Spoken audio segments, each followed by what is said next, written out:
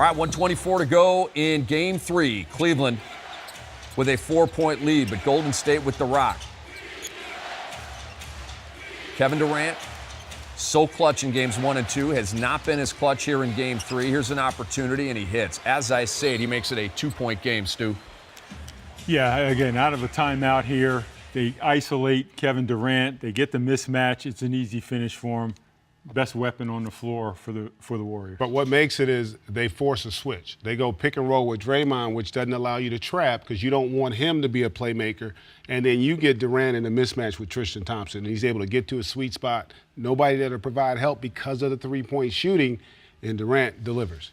So timeout, a Durant bucket, and then T. Lue a quick timeout. Do you like that move by Coach Lue? Well, he wants to make sure everybody's on the same page. They have got to get a good high percentage shot here.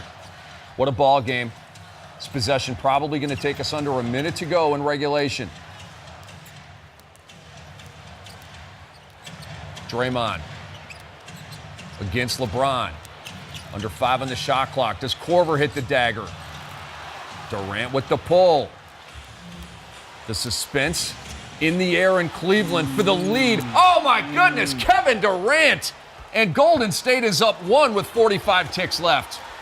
Wow. Dribble down into a three-point shot. This has been the matchup. Kyrie against Clay. Does he drive on him or settle for a jumper?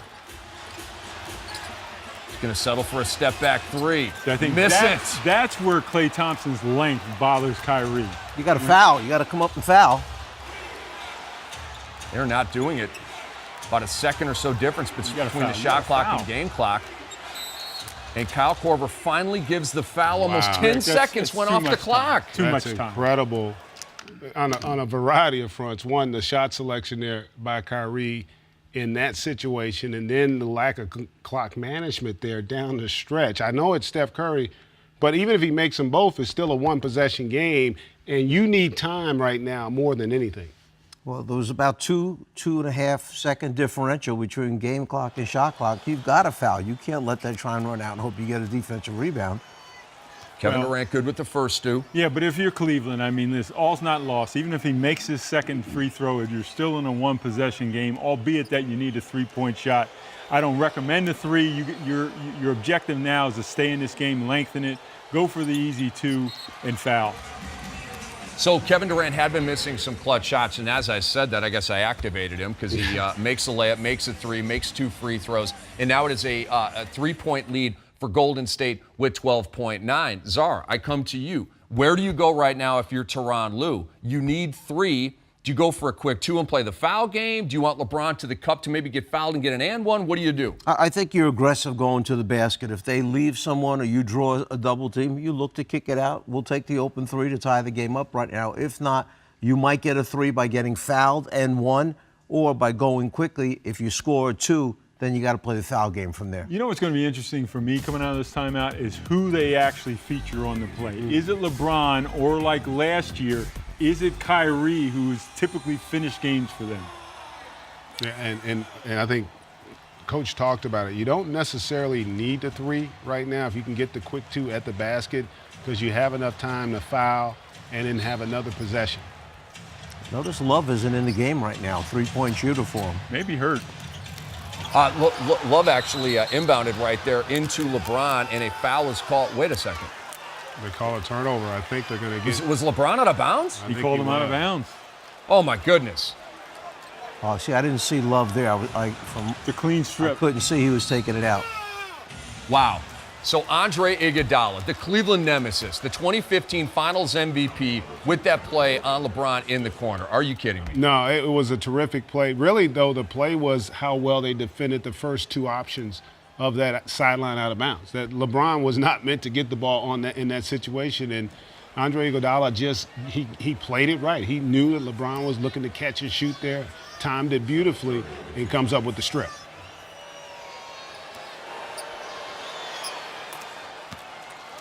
And these are nails in the coffin right now. And there is a collective malaise at the Q right now with Cavaliers fans with so much hope. But Stu, it's a double-edged sword. So much hope, but at the same time, knowing there's no safety net, you lose this, it's essentially over. Well, yeah, because the storyline has changed. Right now, you get great games out of Kyrie Irving, great game out of LeBron James, and you still possibly do not come up with the win. So now you're in a position mentally, you ask yourself as a team, what do you do? And on a night where J.R. Smith actually played well.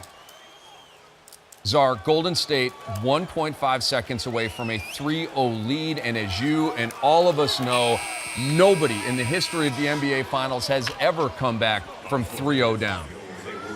It's a seemingly impossible task. You never know what's going to happen in game number 4. If somebody gets injured for Golden State, Cleveland wins that one. You never know in the game of basketball, but it's certainly against this team seems like an insurmountable lead, 3-0. And just look what the difference was at the end of the game. Kevin Durant coming down, nailing that 3.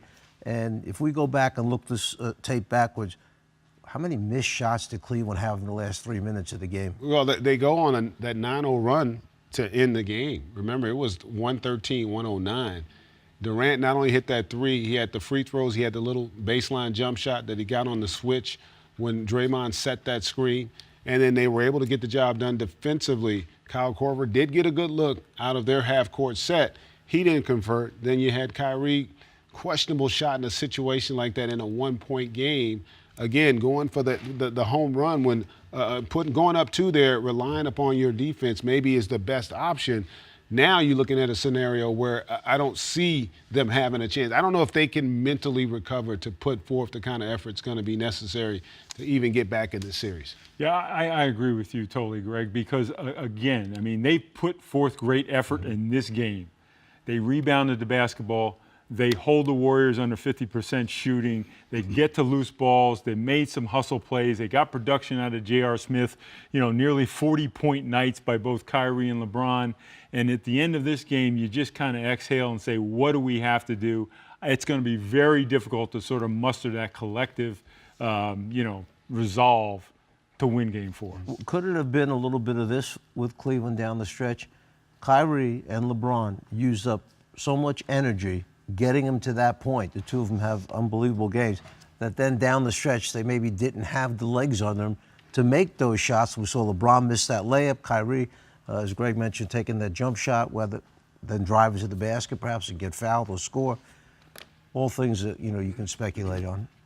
So an amazing game, the best game of these finals so far, but here are some final numbers that we want to leave you with. The Golden State Warriors are 15-0 in these playoffs. They have a chance to be the first team ever to go 16-0 through a playoffs. They ended the game, according to our researcher Kevin Cottrell, on an 11-0 run, and during that span, Cleveland was 0 of 8 from the field. So it is 3-0 Golden State. Game 4 is Friday night. We will see you with another film room for Game 4 Saturday night at 9 Eastern right here on NBA TV. We'll see you then.